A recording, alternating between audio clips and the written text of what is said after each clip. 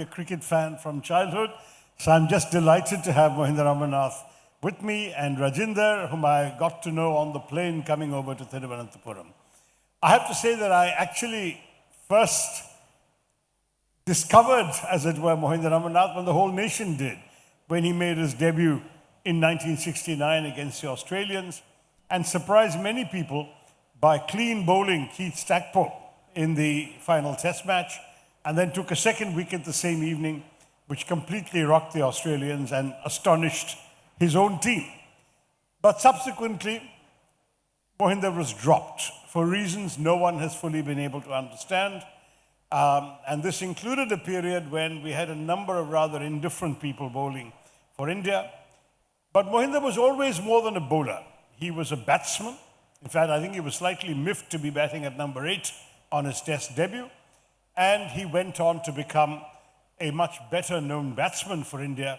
And as the title of his book has it, a fearless batsman. Rajinder Amarnath is the writer in the family, and he's done the writing. Rajender was also a cricketer. Again, I think it's fair to say more of a bowler than a bat. But definitely someone who kept up the family pedigree. And he's written a wonderful biography of his legendary father. One of the sad things about sport is each generation forgets the heroes of the previous one. I was born too late to have actually been exposed to the magic of Lala Amarnath, but early enough to have met people who revered him. He was considered a giant, the first Indian batsman to hit a test century, India's first test captain on a foreign tour to Australia, right? I think it was, yeah. And then somebody who was such a larger-than-life character that when he walked into a room, the entire room revolved around him.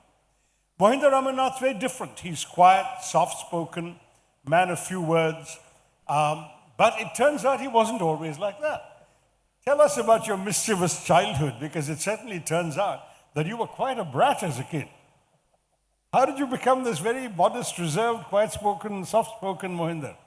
I don't know. Usually it happens. And namaskar to everybody. And thank you for having us in this wonderful Lit Fest. And yeah, because my mom, said a lot of story, told me later on that I was a very naughty kid, very adamant at times. If I won't get anything, I would do all the natak and all those things I would do. And I don't know, probably I think when you start growing up and you see others around you, then probably you learn a lot. I think I started learning a very few finer points of life at a very young age. But he did have two tough disciplinarian parents. And that's one of the lessons for any of you who are planning to raise a cricketing star. Be tough. His father was very tough on him and his brothers. But he tells, or Rajender in his writing tells the story of Mohinder and his mother that made me quiver. He was apparently a very tantrum-throwing child. Nothing like the guy we know now. And he wanted something. His parents wouldn't give it to him, so he threw a tantrum. And he climbed up to the fence of a railing of their apartment and said, "I'm going to jump off if you don't give it to me." And his mother said, "Jump." He was hesitating. And she said, "Jump. You're not going to die from this height. Just going to spend your life as a cripple. Go on, jump." He quietly came down and he never made that demand again.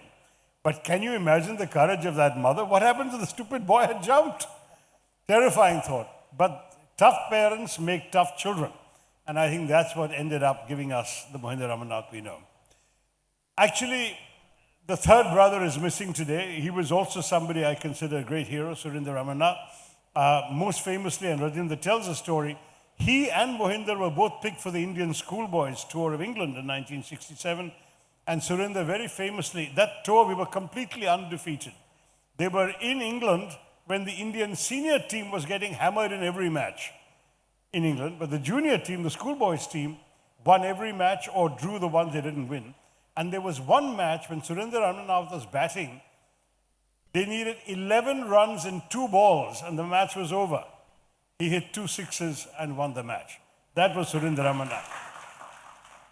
But let me be straight and say that both Surinder and Mohinder were the victims of selectoral caprice and whims. And Mohinder, as I said, was dropped after his successful debut in '69. Tell us about your comeback, your first comeback. As poor Mohinder became known as the comeback man because he came back so many times. Tell us about your first comeback. Yeah, I think it was a difficult time for me. I think when you're 19 years old, not even 19, and you represented your country, and that was my dream because my father was a legendary figure. And had a fairly good start to Test cricket, and I was expecting to go to the West Indies in 1971, and the team was leaving after a year or so. And I was very excited, I was doing well in domestic cricket, and when I was not picked, I was very, very disappointed. But I learned one thing, okay, they don't want me today, they just keep doing well, keep performing, and perform to an extent that they can't ignore you. And this is what I started doing. And for 6 years, they were tough time, but I never thought about anything at that time. Even as a child, I would take one day at a time. I would go and play for university. I would play all the matches or local matches, and I would concentrate. I was not thinking of representing the India straight away. I would thought best thing would be to just perform and keep performing. So like when you do that, the people cannot ignore you. Maybe they can delay your arrival, but they cannot drop you forever. And the other thing, the father was at home. He was always encouraging us. He was always talk about his own experience, what he had gone through. I had gone through nothing compared to him. See, he played his first test in 33, then he played in 46. He lost all his good years during that time. Of course, it was again thing against BCCI, he had a fight against BCCI, so I was no different to him, actually. It is running in the blood, actually, to be very honest. And that's how I just kept trying, and I knew it was a matter of time, but sometime you have to take calculated risks. That earlier I was representing Punjab, and in those days we were playing in knockout matches kind of a thing. Punjab won't qualify. That means we wouldn't get many opportunities. Then Bishan Singh Bedi was the captain. He brought both brother Surinder and I to Delhi to make a good side. So then we started playing more matches and started getting more opportunity. And then it was all history. And Shashi, one thing I was very scared to come here, and when they told me that you'll be here, and I thought, my God, he'll be speaking Oxford English. I won't understand word, and I'm from Punjab. Punjabi, speaks more in Hindi, and I'm glad that you're just keeping to a simple English. Mohinder. Rajender, tell me, you were growing up in the house at that time, and tell us about the family's reaction when Mohinder was dropped. I remember the next major series, other than matches at home for which he was not picked, where you can argue that maybe we needed more spin, but was then the series against the West Indies, when we toured in '71, and everyone expected he'd be getting his recall then, but he wasn't. And frankly, a couple of fairly ordinary basemen like P. Govindaraj of Hyderabad and people like that were picked.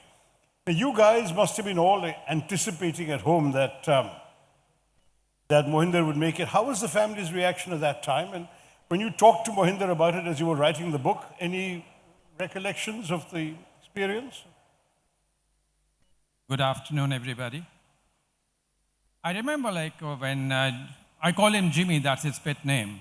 Oh, that's another thing. Tell us why you guys have all these Angrez pet names. Mohinder has already nailed his colors to the mast. He's a good Punjabi. So why is he Jimmy and you are Johnny and your brother is Tommy? Why is this? That's a very interesting story, Shashi. My father was working for Maharaja of Patiala. And all the Patiala princes were called by the English names because it became very easy for the nannies to call them because they couldn't pronounce the Indian names. So my father being part of the princely estate, so he decided to call Surinder Tommy, Jimmy, as Mohinder was. And finally it came to me, and he must have scratched his head calling me Johnny. But he did. So initially we were Tom, Jim, and John.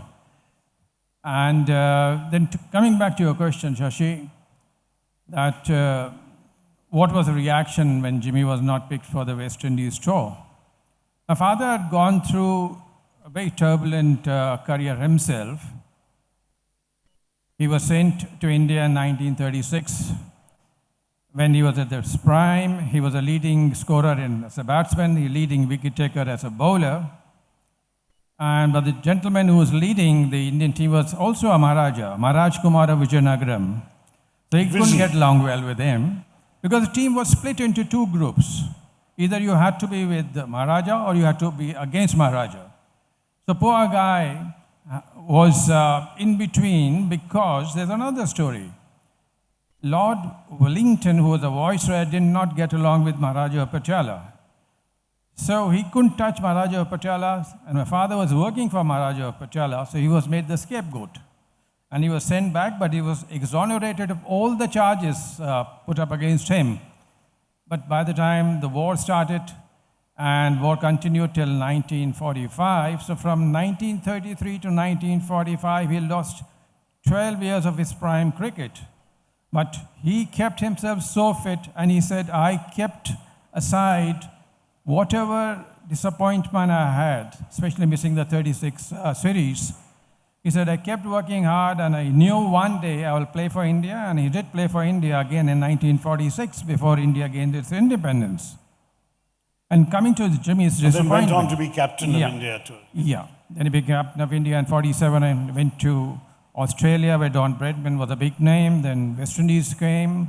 Then against the last series he played against was against the first series between India and Pakistan, which India won against Pakistan under my father's captaincy. So my father had seen all the disappointments in his long career. And when Jimmy was dropped, he only consoled him and told him one thing. When the night comes, you wait for the daytime. It'll come, and that's the time you tell people how good you are. Right. So your comeback came, Mohinder, in what was also Surinder's debut series. You guys went to New Zealand in 75, 76, and then on to the West Indies. Tell us about that experience and what it felt to come back onto the field as an Indian player again. I think, again, when I started playing for Delhi and North Zone, Bishan was already made captain of India. And so we were doing well, and then we had a backing of the captain. So it also shows that if you are playing for the right state and the captain is from there, you have more opportunity to get into the Indian team. But again, your performance has to be extraordinary, and I think that helped. When getting back into the team, it was unbelievable because suddenly for 6 years, nobody knows you. You're only playing a bit of domestic cricket and local cricket, and that's it. And suddenly you're a part of the Indian team, and it's always an honor to represent your country. That's the way I always thought, and I still believe in that. So when we got into the team, then it was very obvious that we both brothers would get an opportunity to play in the first test.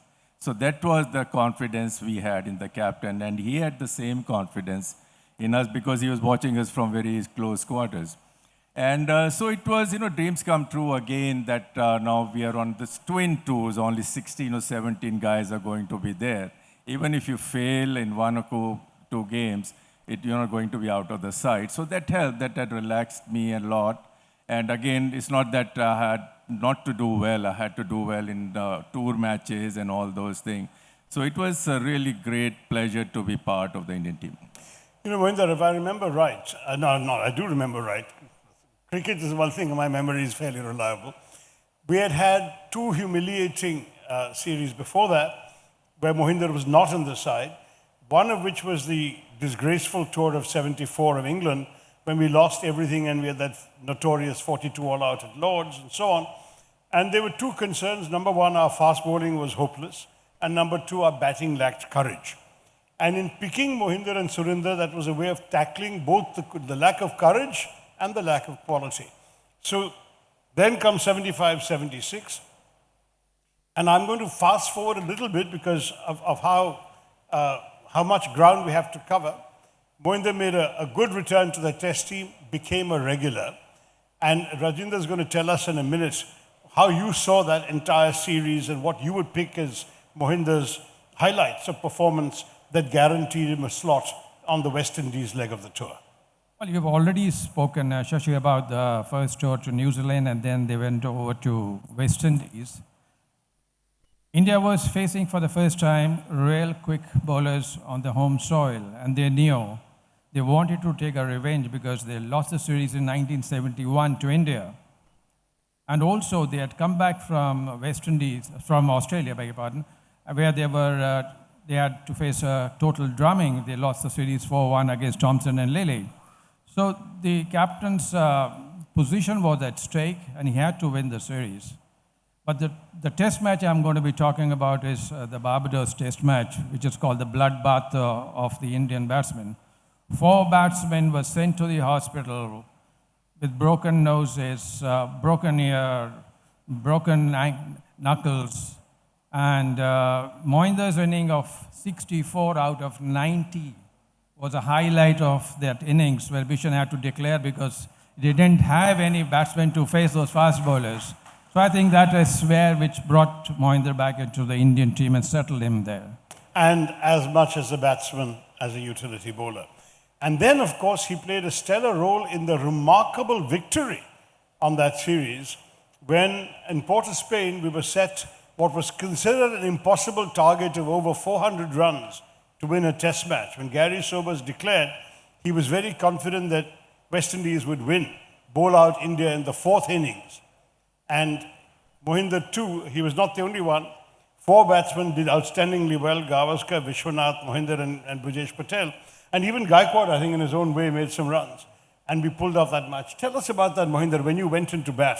What was the feeling? You were batting higher, I think, for the first time, right, in your test career at that point? Yeah, I think when the series started in the first test, I batted in the middle order when we lost the first test in Barbados. And for some reason, Bishan just changed my number. He said, I think you're a better player of fast bowling. So move to number 3. So I said, okay. And I'll give you a very small story of Barbados test match before I go to Port of Spain. And when the test match started, we heard so much about Michael Holding at that time. He was young, he was 21, 22 years old, and they were talking about his action, his run-up. So we lost the toss, and Sunil Gavaskar and Parthasarathi Sharma went into bat. So usually, it used to happen that whenever Sunil Gavaskar went into bat, the entire team would come out and watch how he's going to tackle fast bowlers. That was a comfort zone for other batsmen to follow. So when he walked in, so the entire team came to the dressing room balcony, and it's a wooden, I still remember, green color wooden dressing room, and the sitting area was outside. But as a matter of fact, the team was not here to watch Sunil Gavaskar is going to tackle. Everybody wanted to see how Michael Holding is going to bowl and how fast he's going to bowl. That was the first thing everybody noticed. So that means we had already lost the game in the dressing room, the first test. We were not surprised that we lost. Coming back to Trinidad, when I went back to batting in the second inning, and it was a huge score, and Michael had already picked 6-7 wickets in the first inning. I was not surprised that Clive Lloyd declared and thought, okay, it was a matter of time, maybe India would score 250 or 300 runs. And when things started going against them, they started getting very irritated. They started saying words which they never used to say. And I remember when I was batting with Vishwanath, and they took a new ball at that time, and the run rate was still very slow and all that thing. We were not really in the hunt or thinking about winning the game. And suddenly the new ball changed the entire complexion of the game. And the moment they took that ball, and it was a different G.R. Vishwanath, I watched at the non-striker hand. He started hitting 3 boundaries and over, 2 boundaries and over. And there was a panic set in the West Indies team. But the only instruction given to me by my captain, Bishan, just stay there. Even if you don't score runs, it's okay. So I batted for more than 10 hours in that particular game and scored those 85 runs. But when I got out, I was run out by a brilliant piece of fielding by Clive Lloyd. I was in tears, actually. The reason, one, the India was chasing and we were in a position to win. Second, I wanted to be there to see the win, it didn't happen. But I think when you're chasing this uphill task and all that, again, it's a team effort.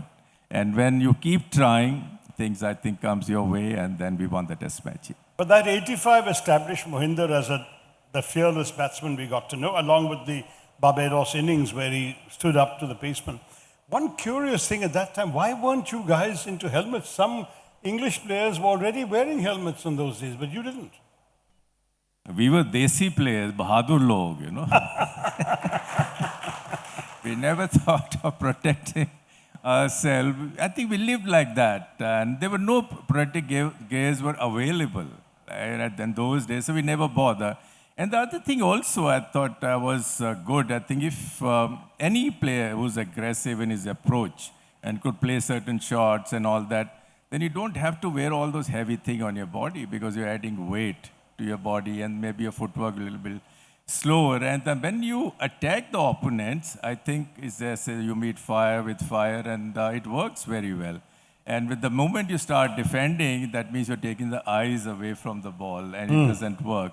So this is what we learned at a very young age when we all three brothers used to play. And when we would get here, there, and then Dad never bothered. Theek hai, just put some ice or just put some like mitti and all the soil, you'll be fine. And so I think when you certain thing learn at a very young age, it helps. And that helped me. And I think the aggressive approach, I think, helped me on that particular too. Rajinder, tell us the story of how your dad got you used to facing fast bowling and not being afraid. The tennis ball story. Well, it's a very funny story. As a kid, my father, rather I wouldn't use the word invented, but he created a match-like situation at home. And he said, you will succeed in international cricket if you can tackle the fast bowling. That was the first mantra he gave it to all of us. And we had, those days we also have the big houses of British era. So we had about 2 acres of house around, which had gardens and a tar road, and we had a ladies' section also at the back. So we were using all those 3 areas to get accustomed to different conditions. Then one day my father brought a bucket full of water, and he dipped about 10 tennis balls. And we were wondering, what is he wanting us to do? So he says, reduce the pitch from 22 yards to 12 yards. And he says, hit the deck, hit the ball hard on the concrete, and you start playing cut shot and pull shot or hook shot. These are 3 shots which are very, very important to tackle the fast bowling. And I can tell you, the tennis ball also hurts. It's a stinking feeling when you...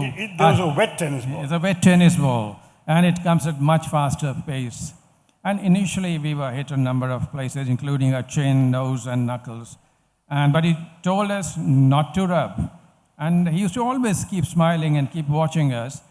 And, well, as a kid, you feel the pain and you start rubbing, and you would just stare at you and says one mantra. I'll just speak in Punjabi.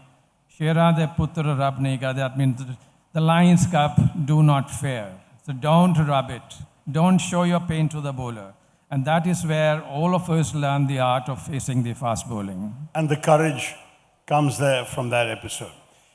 Next comes, of course, your tour of Australia, 77, 78. This was the Kerry Packer era, and the Australian team had lost a number of their stalwart players, so there were higher expectations from our side. We had a very strong side, and again, both the Amarnath brothers were in that team.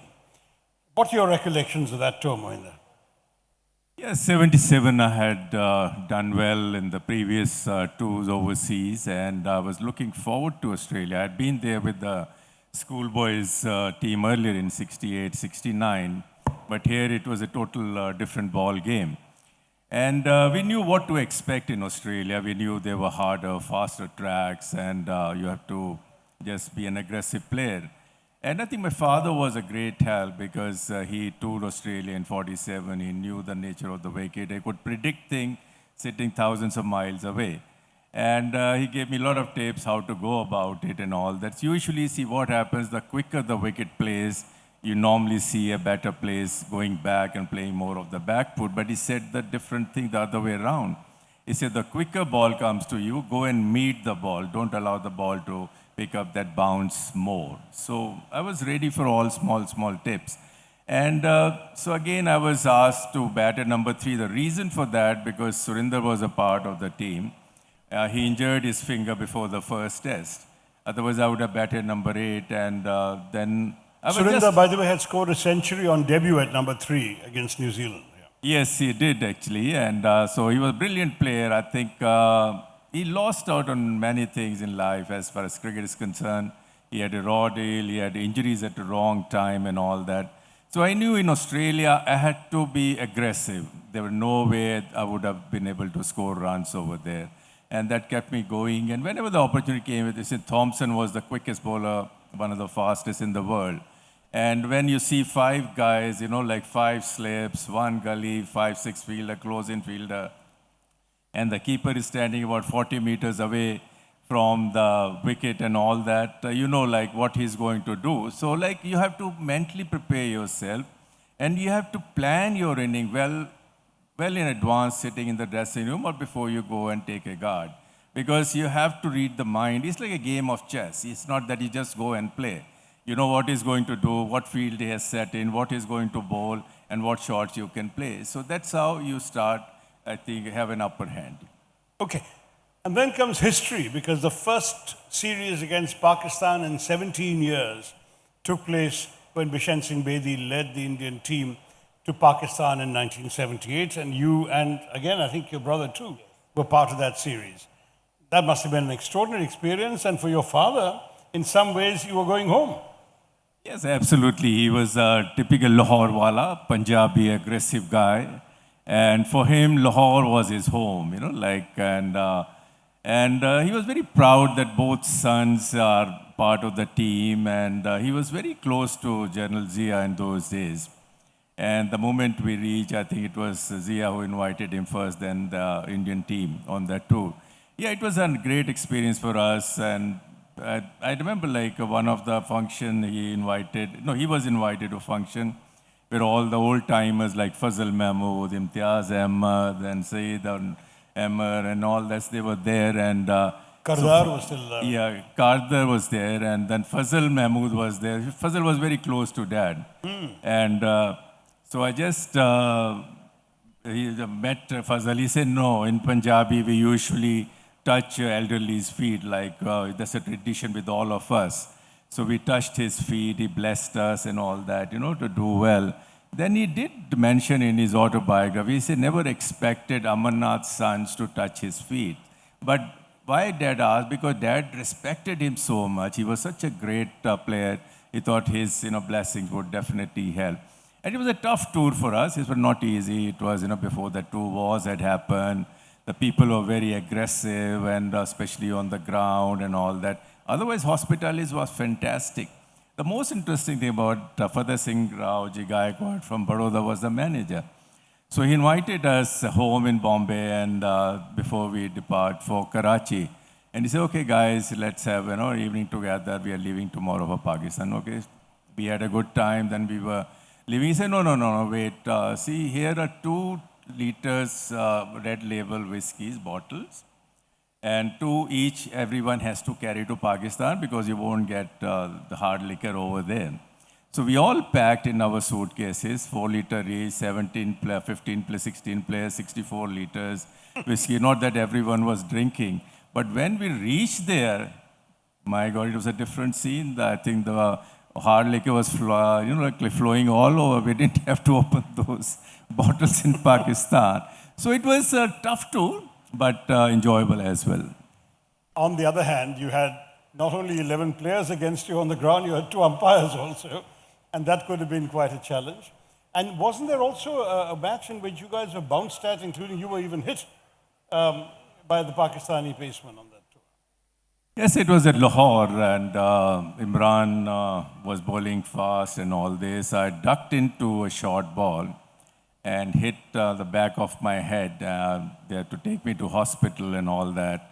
My wife was there, and she's a doctor herself, so she accompanied me to the hospital. And Dad was a little bit concerned. He did come to the hospital. The moment the doctor said, yeah, nothing serious, no fracture, he said, okay. He left the hospital, and wife was there. She was taking care. And then I went into bat again in the second inning. So I think the fear factor was never there. I always took it as a part and parcel of the game. So it's like in a boxing ring, when you're against a heavyweight boxer, you may get a few hits, you can just have some blows, punching at him. So I took life like that in a very simple way. So But taking life like that on the cricket field is one thing. How do you feel, Rajender?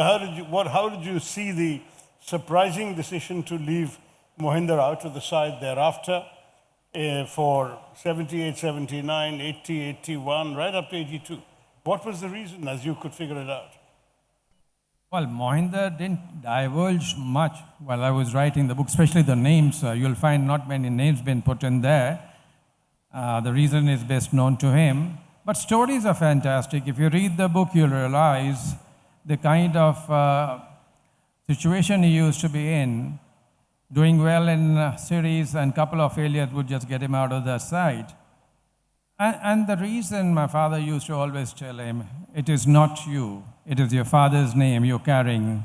The Amarnath tag has been troubling the BCCI since 1936 and still continued till he was playing. So don't worry, be like your father, be like a chip of an old block. You will come back, but do not lose heart. Perseverance is what you require, and if you continue performing well, there is no end to the road. You will get to the goal, what you're looking at. So, you were left out of some very interesting series, notably the 81 Tour of Australia, which I think you would have done great in. Finally, what happened? 82, you were back. Yeah, I knew that it was my last chance. I was 32 years old. And in cricket, I think it's difficult to make comebacks when you're in 30s. And you see, it's like you need some kick from someone to tell you, okay, go ahead, this is your last chance and do it. So I kept trying from 79 or when I was dropped till 82. I was not paid, although I was doing well in domestic cricket, scoring runs. And when I would score runs, they say, no, I'd got runs on flat wickets. When others would get runs, they had talent. This was the only difference, between Amarnath and a lot of other players.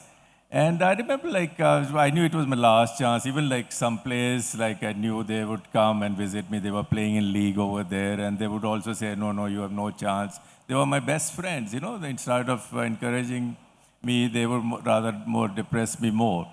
So that made me more stronger because inside I got to feel that I have to prove a lot of people wrong, even not the selectors or the people in power, even the people I'm playing with.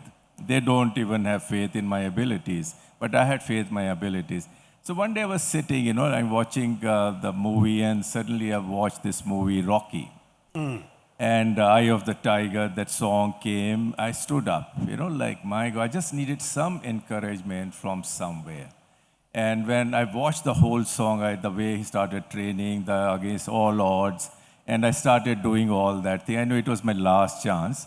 And that fitness regime, which I did, I would do something like 3,000 skipping, I would run for about 40, 50 minutes, I would exercise. I didn't bother how I was doing in local cricket, in league cricket as a professional. My main dream, my main focus was to go back home and play domestic cricket and do well and do exceptionally well, which I did. So they had no chance, but they had to, because I remember I did very well in local. That was last game, rest of India versus Bombay. And then the team was to be picked, and Sunil Gavaskar was the captain. And in those in North and South, we had a lot of tension, playing against each other. So before that game, Bishan Bedi was a selector. He said, Jimmy, one more 100 from I say, it's not a joke, you go and score 100 in every game. But I did get some runs. And then when I was picked, I was absolutely thrilled. But I was a little bit tense also going to Pakistan back. We had a bad experience of 78 series. So I know things won't be easy and for me when I would arrive there. Yeah, and that was a pretty successful series. Mohinder really re-established himself, and you remember one of his great innings. I think it's the purple patch of his career. The moment he went into bat, he had that confidence in himself that, yes, I can prove my critics wrong. And he did prove the critics wrong by getting runs in tons. He was the highest run scorer from the Indian team. That's right. And a number of centuries also came. And that series actually established him as the premier batsman against the fast bowling. Because in Pakistan, when you go, you're not playing against 11 players. but you have added advantage of having two umpires who are ready to give you out anytime, any little bit of situation changes, and you are back into the pavilion. Surviving under those conditions, doing it so well, I think finally settled Jimmy in the Indian team. Yep, he was a terrific series. He did outstandingly well, led the batting, runs and averages. Came back and then was picked for the tour of the West Indies. And I remember I met him on the plane. They had to fly to New York and then to the Caribbean. And we had a long chat on the plane. And this was when he was very much the batsman to look up to in the Indian side. There were a few new players, youngsters. Ravi Shastri was one of them. My own classmate Arun Lal was in the side for the first time. It was an interesting mix of players, and everyone had a lot of expectations of Jimmy Amarnath. Tell us what in your mind are the highlights of that series. Of course, the West Indies were determined on revenge, and once again, the fast bowlers were at their peak. Yeah, they had quality fast bowler, probably the best in the world at that time. You talk about Malcolm Marshall, Joe Garner, you talk about Michael Holding, Andy Roberts, Courtney Walsh, and many more actually. I think every Ireland probably had good 3-4 fast bowlers. So when the team arrived in Jamaica, and so we were coming out of the immigration, and the officer was looking at the team, and he saw these teams. There were a lot of short guys in the team, like Gursharan Singh, Ashok Malhotra. Arun Lal was not very tall. Sunil was Kirmani and few more. He said, man, this is an Indian team or a schoolboy team? That was the first reaction. And then he said, how are you going to play a guy like Joe Garner, 6'8", Michael Holding at his fastest, Andy Roberts and Malcolm Marshall? They're going to kill you all. That was the first, I think, message we got at that over there. But here I think what I had in mindset, I had decided about the way I had played in Pakistan was not going to work in the West Indies. I had to change my approach over here.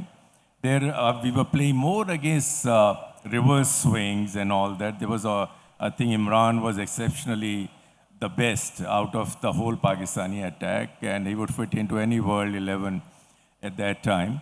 And he was as good as the West Indian. But here we knew we were playing against pace. Ball won't move around that much.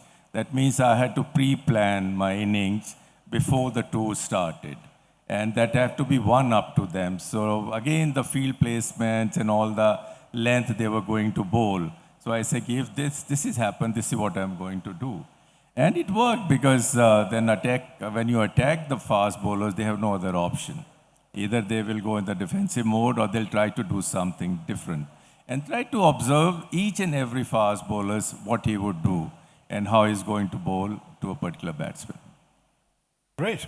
And that was the prelude to the great summer of 1983, when what many would consider the highlight of your career, when you won the World Cup for India as the man of the match in both the semi-final and the final.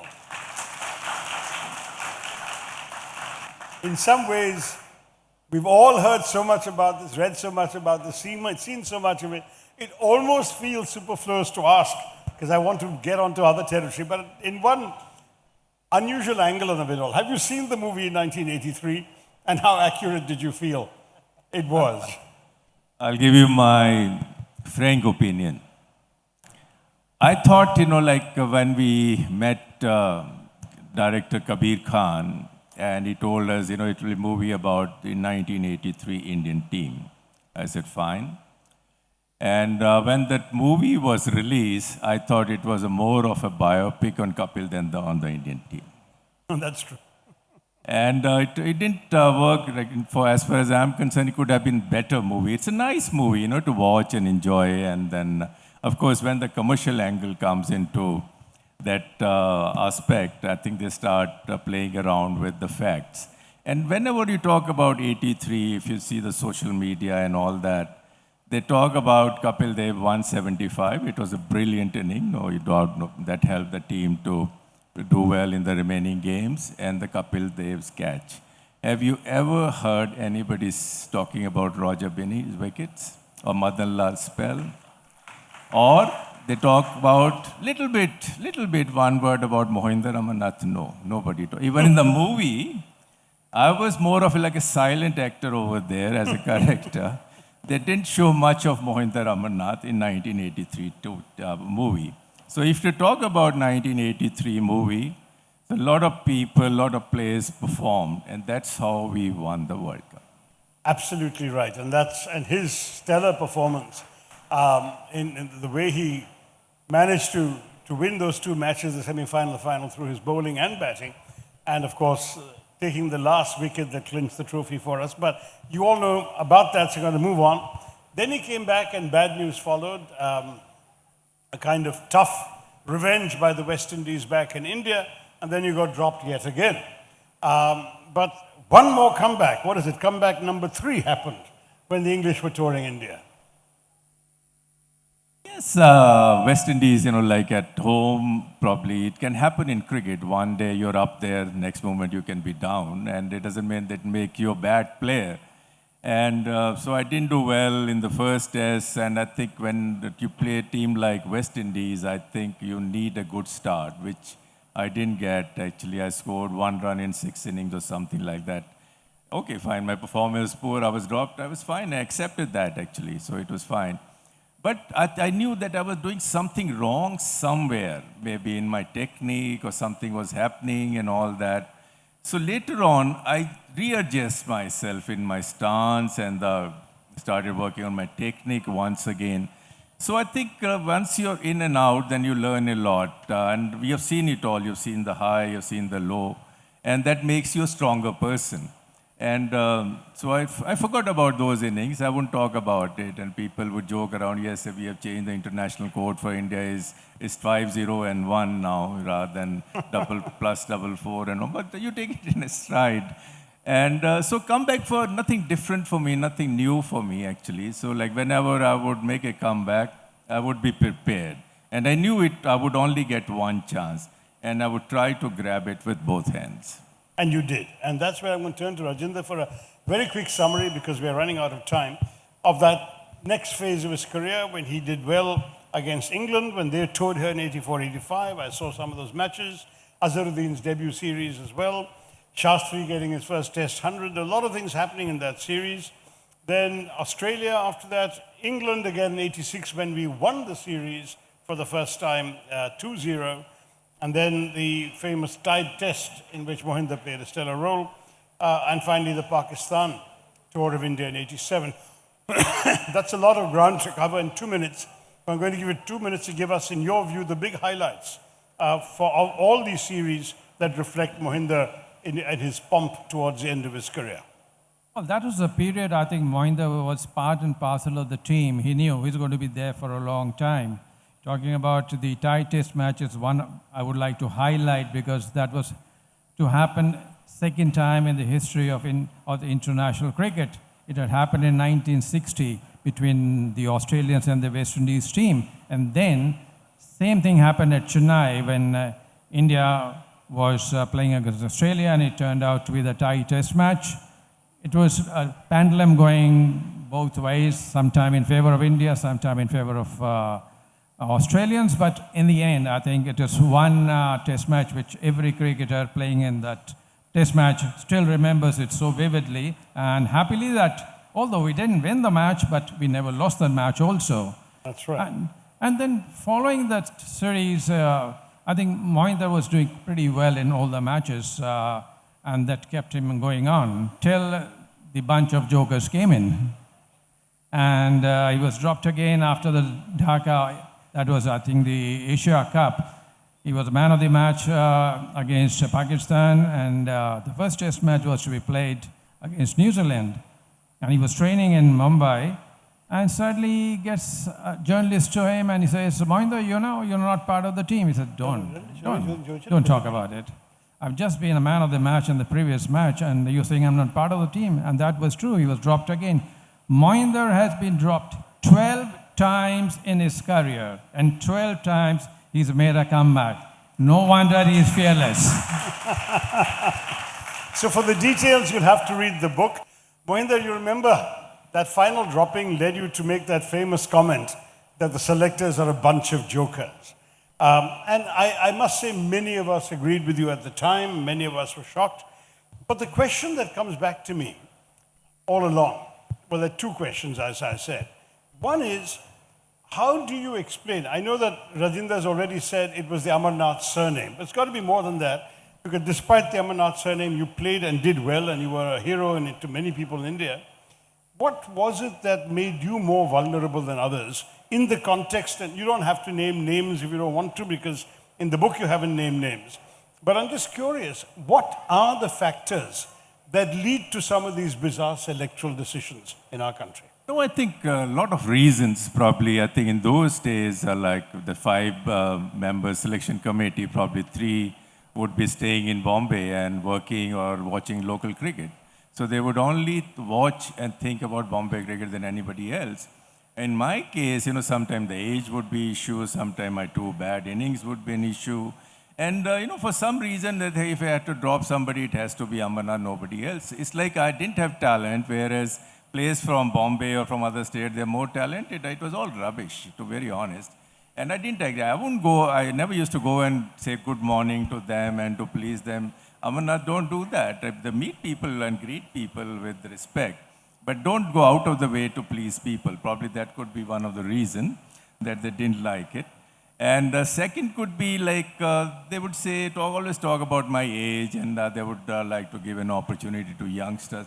But there's a way of doing things. I think if you have an experienced player or senior players, you have to go and talk and inform the player well in advance, rather than dropping. And in my case, I had done well in Asia Cup. How could you just drop somebody? If somebody else was in my place, he probably would have become a captain at that time rather than be... Well, that was going to be my next question. We've had a similar situation with our own Sanju Samson, that he doesn't suck up enough to the powers that be in the BCCI, and he also doesn't somehow get picked, even though he scores a century, and the next match in that format, he's not picked.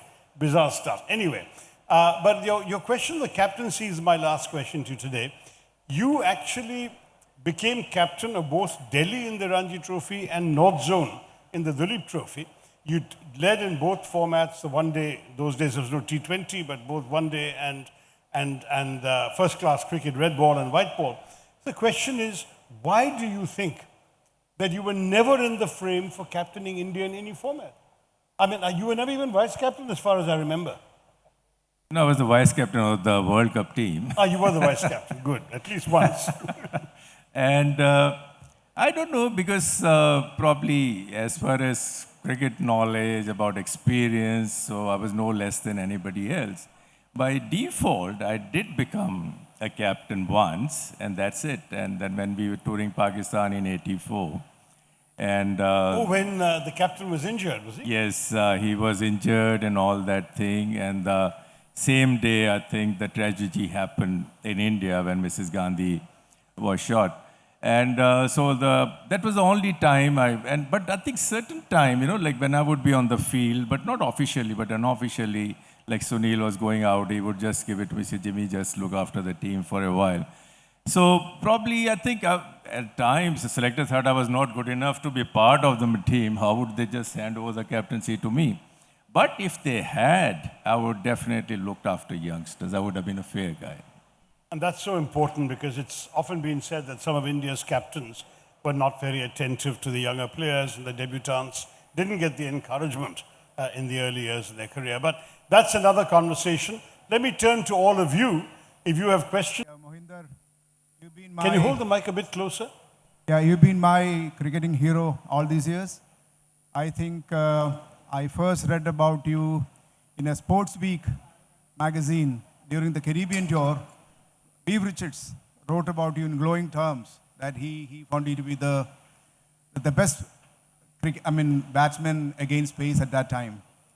My question is, in your book, you mentioned about a player, you curiously haven't named him, putting a lot of sponge and all that around his head.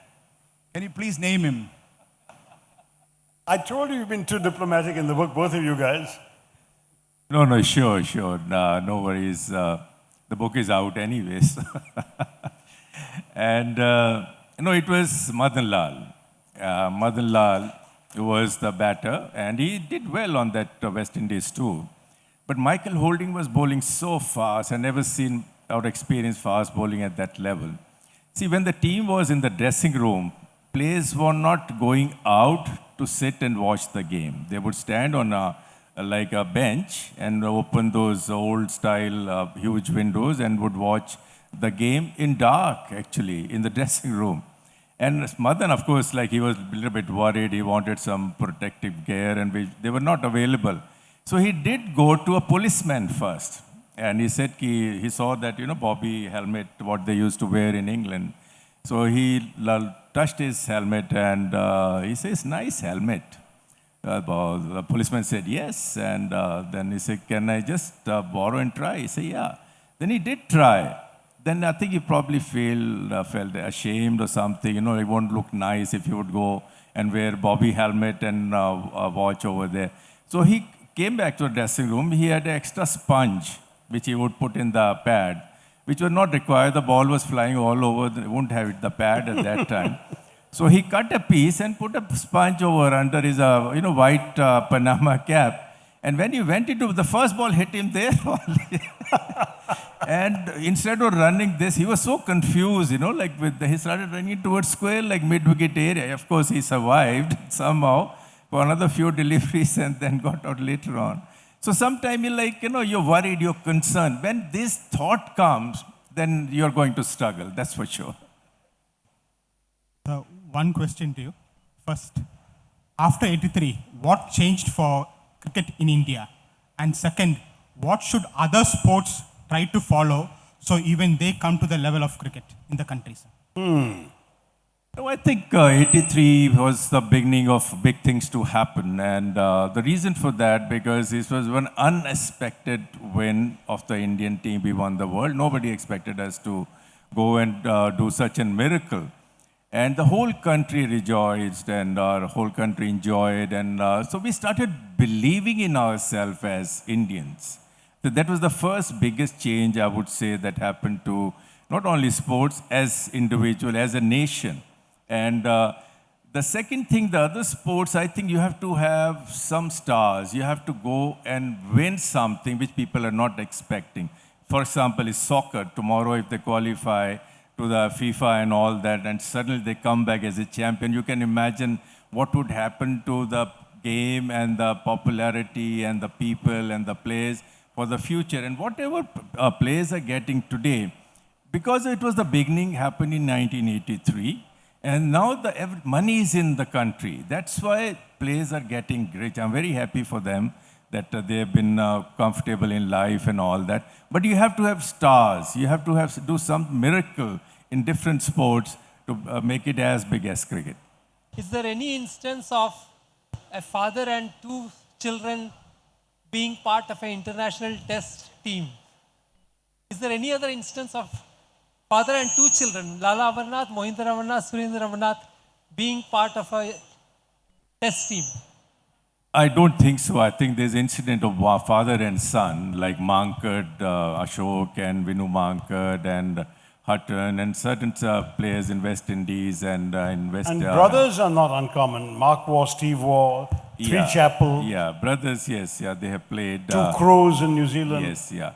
So brothers are not uncommon. But yeah, it's father very and rare, two brothers. yeah. And other thing, there's no incident of father and son scoring 100 in debut. I think it's the only one incident. Yeah. That's Surinder Amarnath and Lala Amarnath. Yeah. I'm extremely sorry. We could go on forever, but you're not letting us. More hands out there. Yeah, I'm extremely sorry, dear audience members and dear panelists, because we are running short of time. I kindly request our sponsor, Mr. Srijit Kottarathil, General Manager and Zonal Head, Bank of Baroda, Ernakulam Son, to kindly step forward and present the memento to our esteemed personalities.